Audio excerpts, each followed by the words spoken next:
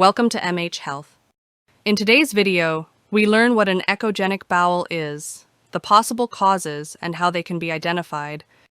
The information provided in this video is sourced from the National Health Service, NHS, ensuring accuracy and reliability.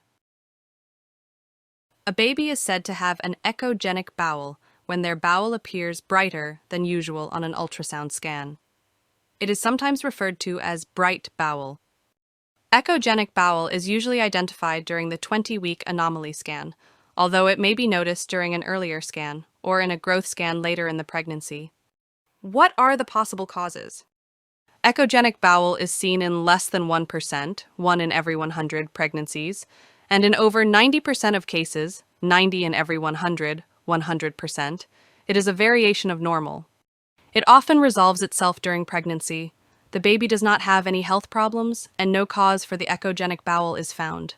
However, there are some known causes of echogenic bowel. These include bleeding during early pregnancy. Sometimes bleeding occurs during early pregnancy, which you may or may not have been aware of. Echogenic bowel can be caused by the baby swallowing some of the blood in the amniotic fluid. This is not harmful to the baby.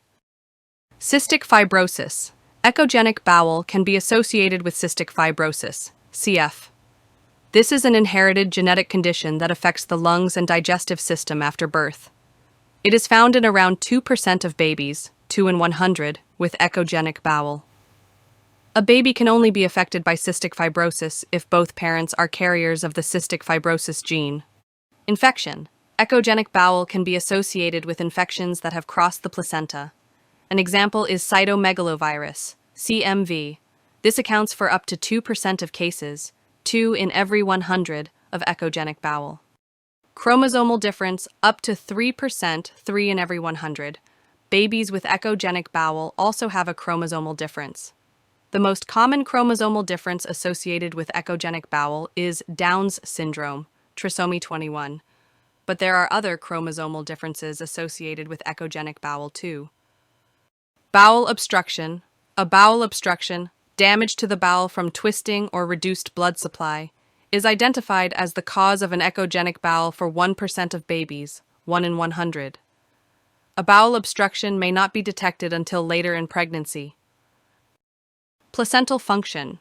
Some babies with an echogenic bowel have reduced blood flow through their placenta. If the blood flow through the placenta is reduced, it will not provide the baby with enough oxygen or nutrients.